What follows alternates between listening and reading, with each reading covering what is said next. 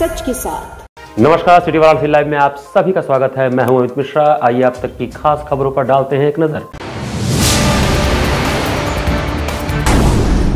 BHU में आयोजित काशी तमिल संगमम की तैयारी अंतिम चरण में। सेना के हेलीकॉप्टर ने बीएचयू हेलीपैड पर की रिहर्सल लैंडिंग।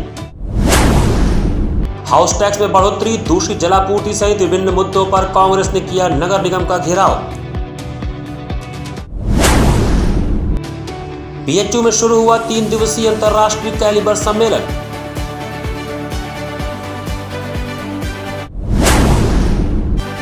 और लहरतारा चौकाघाट फ्लाईओवर के नीचे फेरी पटरी ठेला व्यवसायी समिति ने दिया धरना।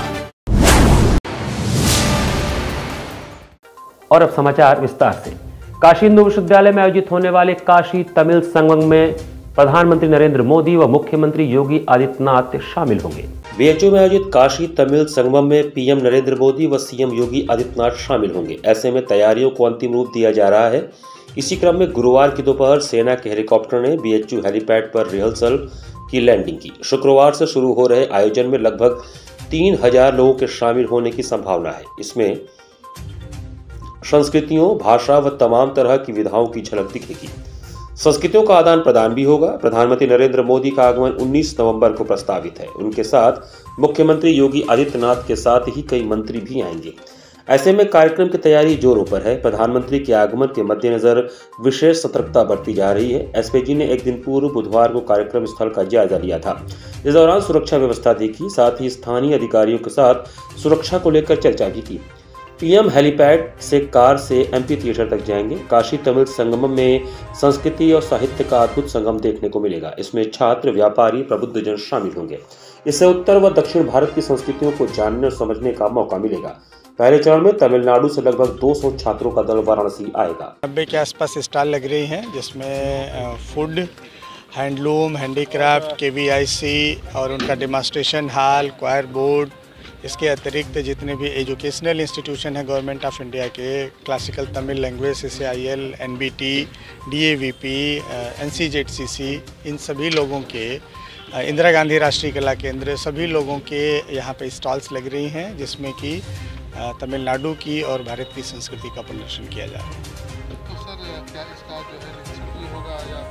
हाँ, निश्चित तौर पे लगातार सब लोग अपना स्टॉल आप देख रहे होंगे कि वो बना रहे हैं, उसको डिस्प्ले कर रहे हैं। हम लोग उस पर सभी लोग निगाह रख रहे हैं, सभी अधिकारी भी आके उसको देख रहे हैं कि कैसे इसको बेहतर से बेहतर ढंग से आम जनता के लिए इसको प्रदर्शित किया जा सके। कितने माह तक रहेगा ये पूरा 1 माह चलेगा। जो काशी तमिल संगम हो रहा है ये 17 नवंबर 2022 से लेकर के 16 दिसंबर 2022 तक चलेगा। लहरतारा चौकाघाट फ्लाईओवर के नीचे बने नाइट मार्केट में फेरी पटरी ठेला व्यवसायी समिति के लोगों ने धरना दिया। फेरी पटरी ठेला व्यवसायी समिति के बैनर तले लोगों ने लहरतारा चौकाघाट फ्लाईओवर के नीचे बने नाइट मार्केट में धरना दिया। धरना प्रदर्शन स्थल में सभा भी हुई, जिसको संबोधित करते हुए फेरी पटरी ठेला व्यवसायी समिति के सचिव अभिषेक निगम ने चेतावनी दी कि जब तक टाउन वेंडिंग कमेटी की बैठक नहीं हो जाती तब तक नाइट बाजार में किसी भी तरीके से मनमाने पैसे की वसूली नहीं करने देंगे।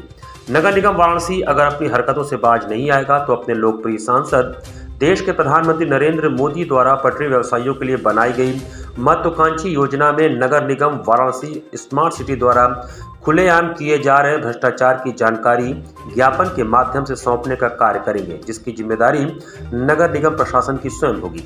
मुख्य रूप से फेरी पटरी ठेला व्यवसायी समिति के संरक्षक शैलेंद्र कुमार श्रीवास्तव, फेरी पटरी ठेला व्यवसायी समिति के अध्यक्ष राजेंद्र प्रसाद सिंह, फेरी पटरी ठेला व्यवसायी समिति के कार्यकारी अध्यक्ष हरिशंकर सिन्हा, फेरी पटरी ठेला व्यवसायी समिति के संरक्षक अनिल कुमार, अर्चना चंदवानी, गीता देवी, मुन्ना देवी, कुंती देवी, विजय यादव, अनूप गुप्ता, नखरू सोनकर, धर्मराज आदि उपस्थित थे। तत्काल प्रभाव से सभी कामों को रोकने के बावजूद यहाँ पे स्मार्ट सिटी का कार्यालय खुला था।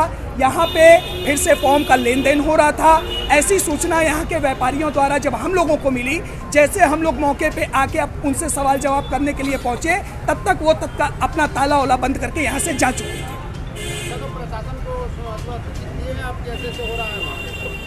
कई बार संपर्क करने का प्रयास किया गया। अपर नगर आयुक्त तो राजीव राय महोदय के पास जाके उनसे बात करने का प्रयास किया गया, लेकिन उसके बाद भी किसी तरीके की वार्ता नहीं हो पाई, जिसके कारण मजबूरन हम लोग को यहाँ पे आके इनसे पूछना पड़ा। लेकिन पूछने के पहले ये अपना ताला वाला बंद करके बोरिया बिस्तर लेके यहाँ से जा चुके थे। क्या मांग करते हैं? निवेदन यही है कि जब तक बैठक ना हो जाए, जब तक टाउन वेंडिंग कमेटी की बैठक में हमारा किराया डिसाइड ना हो जाए, जब तक हमारे रेहड़ी पटरी व्यापारी छूटे हुए जो लोग हैं उनका समायोजन ना हो जाए, तब तक ये काम को तत्काल प्रभाव से रोका जाए। अगर ये काउंटर खोला जाएगा तो लोकतांत्रिक तरीके से हम यहाँ धरना प्रदर्शन भी करने का काम करेंगे। राष्ट्रीय आपदा मोचन बल 11वीं वाहिनी के महानिदेशक अतुल करवल वाराणसी के 2 दिवसीय दौरे पर हैं। राष्ट्रीय आपदा मोचन बल 11वीं वाहिनी के महानिदेशक अतुल करवल वाराणसी के 2 दिवसीय दौरे पर हैं, जहां कमांडेंट मनोज कुमार शर्मा की अगुवाई में वाराणसी इकाई की तैयारियों का जायजा लिया गया।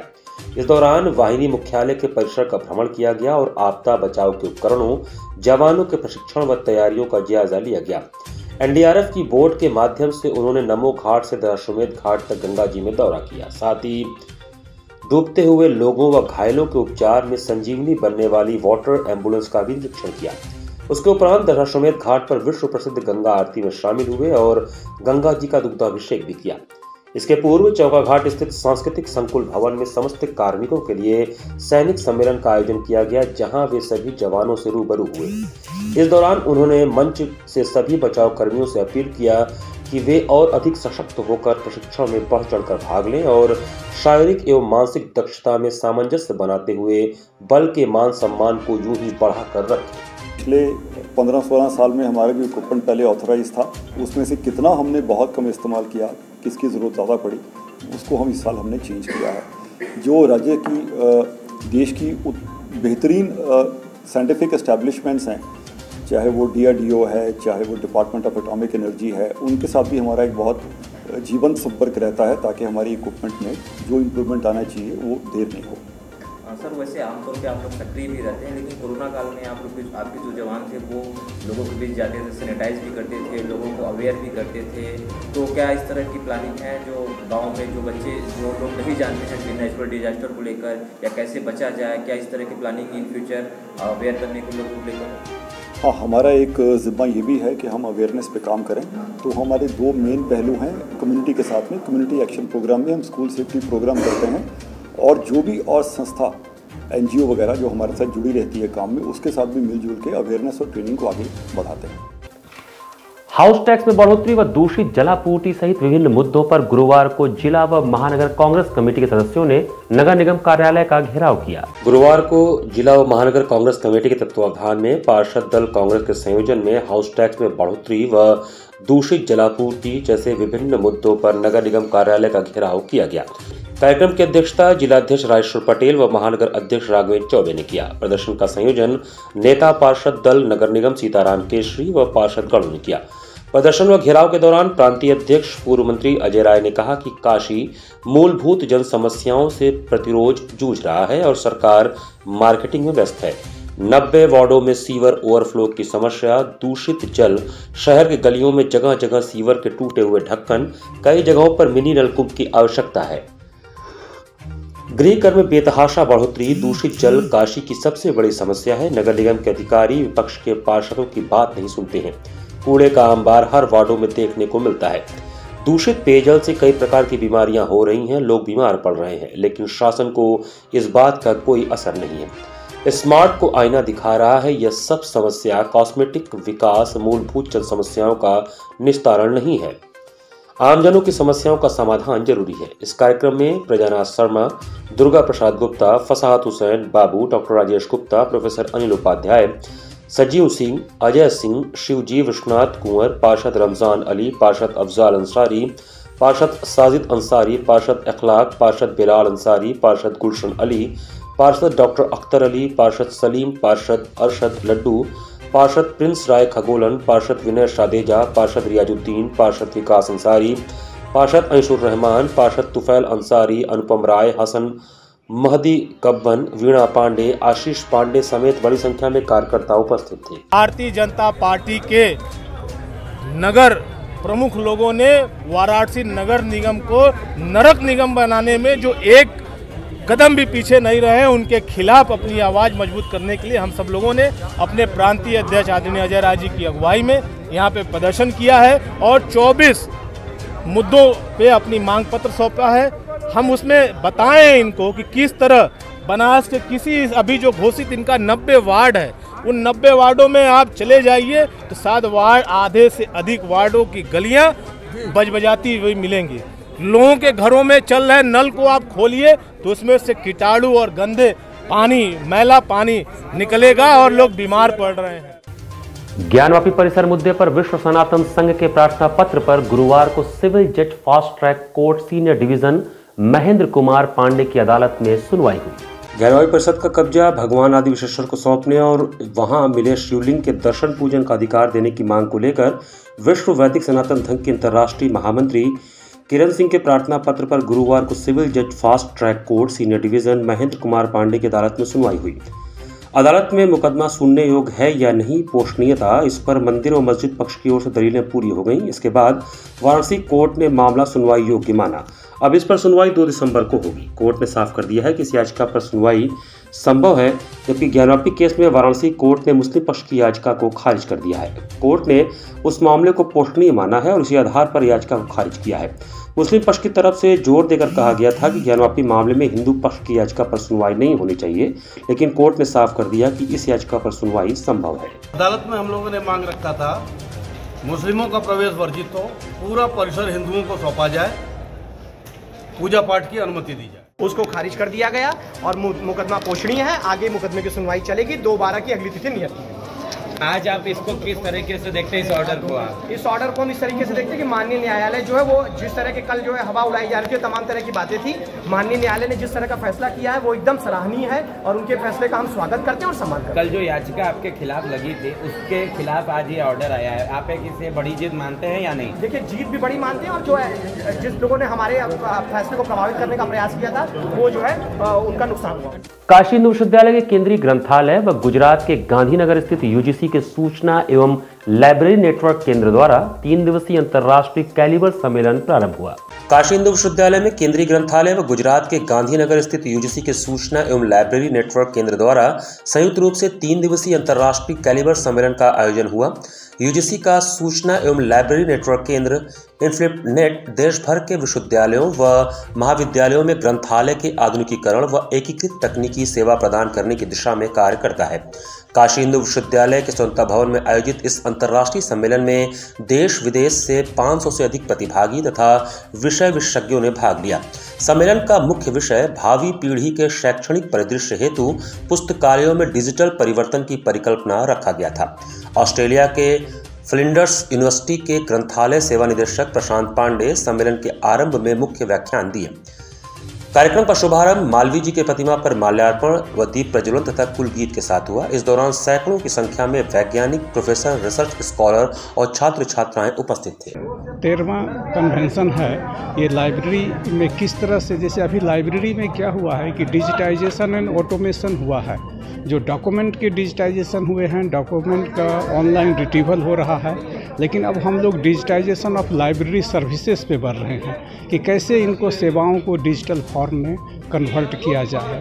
आज जो है देश जो है बहुत ही आर्थिक क्राइसिस से गुजर रहा है। लाइब्रेरी में एक तरफ हमारे पास आर्थिक संसाधनों की कमी है, हालांकि पहले से बहुत कुछ स्थिति सुधर रही है, और दूसरे तरफ डॉक्यूमेंट की क्वांटिटी बढ़ती जा रही है और उसके कॉस्ट बढ़ती जा रही है। तो ऐसे में एक ही है हमें सुविधा कि जैसे अभी गवर्नमेंट ऑफ इंडिया कर भी रही है 1 नेशन 1 सब्सक्रिप्शन पॉलिसी, पूरे राष्ट्र में किसी भी डॉक्यूमेंट का एक ही लाइसेंस परचेज किया जाएगा और जितने भी इंस्टीट्यूशन है सबको वो वहाँ से डिसिमिनेट किया जाएगा, एथराइज किया जाएगा। इसी परिवेश में इस कन्वेंशन का महत्व है। बीएचयू में गुरुवार को सेमेस्टर परीक्षा फॉर्म पोर्टल बंद होने और प्रवेश पत्र न मिलने के विरोध में कला संकाय और सामाजिक विज्ञान संकाय के छात्रों ने संकाय प्रमुख कार्यालय पर प्रदर्शन किया। बीएचयू में गुरुवार को सेमेस्टर परीक्षा फॉर्म पोर्टल बंद होने और प्रवेश पत्र न मिलने के विरोध में कला संकाय और सामाजिक विज्ञान संकाय के छात्रों ने संकाय प्रमुख कार्यालय पर प्रदर्शन किया। छात्रों ने विश्वविद्यालय प्रशासन से जल्द परीक्षा फॉर्म भरने का पोर्टल खोले जाने और सभी छात्र छात्राओं को छठे सेमेस्टर की परीक्षा में बैठने की अनुमति दिए जाने की मांग की है। दोपहर में कला संकाय और सामाजिक विज्ञान संकाय प्रमुख कार्यालय पहुंचे छात्रों ने बताया कि बिना किसी कारण के परीक्षा फॉर्म पोर्टल बंद कर दिया गया है, जिसकी वजह से इन्हें परेशानी का सामना करना पड़ रहा है। ऐसे में विश्वविद्यालय प्रशासन को चाहिए कि जल्द से जल्द फॉर्म भरने का पोर्टल खोला जाए और प्रवेश पत्र भी जारी किया जाए। मौके पर पहुंची सामाजिक विज्ञान संकाय के प्रमुख प्रोफेसर बिंदा परांजपे ने छात्रों को बताया कि परीक्षा नियंत्रण कार्यालय में उनकी मांगों पर कार्रवाई चल रही है, जल्द ही सबका पोर्टल खुल जाएगा। साथ ही उन्होंने कहा कि किसी भी छात्र या छात्रा को परीक्षा में बैठने से नहीं रोका जाएगा। छात्रों को परीक्षा से वंचित किया जा रहा है, चाहे वो आर्ट्स फैकल्टी को, चाहे सोशल फैकल्टी को, उन सभी को छात्रों को बैठने का मौका दिया जाए, क्योंकि सारे छात्र परीक्षा देने के काबिल हैं। ये जो इनका छलावा है, ये रूल वो रूल, सारे रूल इनके बिल्कुल ही बेबुनियाद हैं, बिल्कुल ही गलत हैं। सभी छात्रों को 5वें सेमेस्टर का एग्जाम देने से वंचित नहीं किया जाना चाहिए। सभी छात्रों को आज आने वाले दिनों में अगर नहीं होगा तो हम लोग आने वाले दिनों में आंदोलन करेंगे। काशी हिंदू विश्वविद्यालय के कामधेनु सभागार में गुरुवार को ट्रेनिंग प्रोग्राम के बाद सर्टिफिकेट वितरण किया गया। काशी हिंदू विश्वविद्यालय डेयरी विभाग के कामधेनु सभागार में गुरुवार को ट्रेनिंग प्रोग्राम के बाद सर्टिफिकेट का वितरण कार्यक्रम आयोजित किया गया। कार्यक्रम का शुभारंभ मालवीय जी के चित्र पर माल्यार्पण और दीप प्रज्वलन के साथ किया गया। कार्यक्रम के मुख्य अतिथि काशी हिंदू विश्वविद्यालय कुलगुरु प्रोफेसर वी.के. शुक्ला थे। कार्यक्रम के दौरान प्रोफेसर तथा छात्रों ने अपनी यादों को लोगों के साथ शेयर किया। Professor DC. राय ने बताया कि यह ICR की 21 दिनों की ट्रेनिंग है। ऐसी ट्रेनिंग के लिए IPR ने 20 से 40 सेंटर बनाए हैं, जिसमें एक सेंटर काशी हिंदू विश्वविद्यालय में बनाया गया है। इस कार्यक्रम को क्राफ्ट के नाम से बोला जाता है। इसका मुख्य उद्देश्य जो यंग प्रोफेसर, साइंटिस्ट सहित अन्य लोग हैं, उनको अपग्रेड करना मुख्य उद्देश्य है। जो भी ट्रेनिंग के दौरान आए थे, उनको लेटेस्ट टेक्नोलॉजी से परिचित कराना था। इनको ट्रेनिंग दी गई कि यह अपने संस्थाओं में जाएं और उसको लागू करें। पूरे देश में 25 पार्टिसिपेंट्स आए थे, जिसकी पूरी फंडिंग ICR करती है। यह क्रिया सफलतापूर्वक पूरी हो गई है, जिसके बाद इन लोगों को सर्टिफिकेट दिया गया है। पूरे देश में जो साइंटिस्ट हैं, जो प्रोफेसर्स हैं, यंग प्रोफेसर्स हैं, जो एक्सटेंशन वर्कर हैं, उनको हम अपग्रेड करें, उनका प्रोफेशनल स्किल, उनकी नॉलेज को हम बढ़ावें और उनको बतावें कि वर्तमान में उनकी फील्ड में क्या एडवांसेस हो रहे हैं। तो ये जो ट्रेनिंग थी ये फूड प्रोसेसिंग की फील्ड में थी। फूड प्रोसेसिंग की फील्ड में क्या क्या नए नए एडवांसेस हो रहे थे, उसकी इन लोगों को ट्रेनिंग दी गई कि ये जाएं और इस नॉलेज को अपनी संस्थान में लागू करें। रेल यात्रा के दौरान श्रद्धालुओं का चैन स्नैचिंग करने वाले बंगाल के 3 स्नैचरों को GRP ने गिरफ्तार किया। Varanasi cantt railway station GRP को गुरुवार को बड़ी कामयाबी मिली। रेल यात्रा के दौरान श्रद्धालुओं का चेन स्नैचिंग करने वाले बंगाल के 3 स्नैचरों को GRP ने गिरफ्तार किया। गिरफ्तार अभियुक्तों ने पूछताछ में बताया कि यह लोग बंगाल से स्नैचिंग करने वाराणसी जाते थे। इन गिरफ्तार अभियुक्तों को मीडिया के समक्ष पेश करते हुए हेमंत सिंह, GRP प्रभारी कैंट रेलवे स्टेशन ने बताया कि इन तीनों स्नैचर का CCTV फुटेज के आधार पर पहचान किया गया है। तो दर्शन करने वाले लोग आते हैं, उनका मुकदमा यहाँ लिखा गया। इनका जो चैन लूटे थे, ये विभिन्न अभियोग पंजीकृत थे, उनके ये पास से ये बरामद हुआ है। ये तीनों व्यक्ति थाना केनन 24 परगना बंगाल के रहने वाले हैं। ये आते हैं, चेन तोड़ के लोगों का भाग के, फिर वापस ट्रेन पकड़ के ये कलकत्ता भाग जाते हैं। घटना करने के लिए ये आते हैं यहाँ पे और मौका पाके करके फिर निकल जाते हैं। ये तीनों क्या करते हैं, कहाँ रहने वाले, कहाँ से पकड़े, क्या हिसाब रजिस्ट्री है इससे पहले का? ये कैनन 24 परगना बंगाल के रहने वाले हैं और ये पहले भी जेल जा चुके हैं। वहीं कलकत्ता से थाना कैनन से गए हैं और हावड़ा GRP से गए। कहाँ से गिरफ्तार किए गए? ये स्टेशन परिसर से ही गिरफ्तार हुआ है। GRP और RPF मिलकर ही किया है। क्या क्या बरामद हुआ? ये मंगलसूत्र है, 2 चेन है और एक चेन का टुकड़ा है, 19,000 नगद है और इनके मोबाइल। क्या CCTV कैमरा पर पकड़े गए हैं या मूवी द्वारा? हाँ, उसमें हम लोगों ने देखा था, इनका फुटेज वर्कआउट किया था, उसके बाद ही हम लोगों ने इनको ट्रेस आउट करके मौके पे पकड़ लिया। बाल विद्यालय सीनियर सेकेंडरी स्कूल प्रहलाद घाट में आयोजित 2 दिवसीय अंतर विद्यालय प्रतियोगिता का समापन हुआ। बाल विद्यालय सीनियर सेकेंडरी स्कूल प्रहलाद घाट में आयोजित 2 दिवसीय अंतर विद्यालय प्रतियोगिता संपन्न हुई। दूसरे दिन के कार्यक्रम का प्रारंभ विद्यालय की संचालिका डॉक्टर जयशीला पांडे के कर कमलों द्वारा हुआ।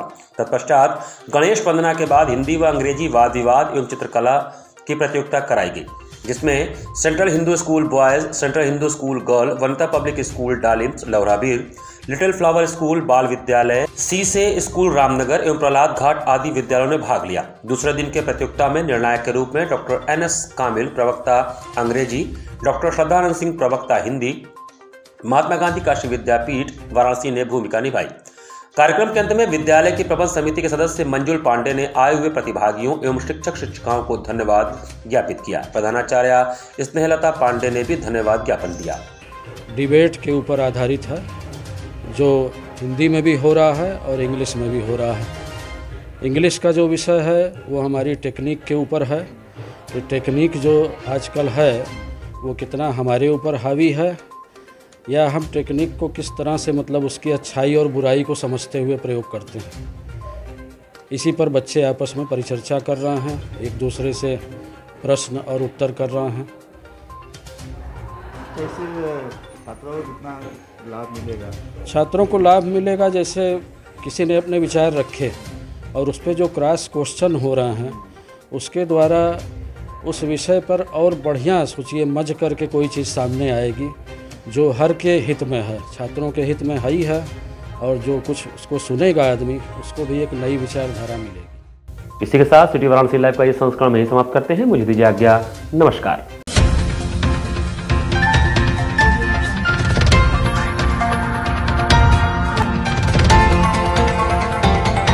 वाराणसी लाइव, सच के साथ।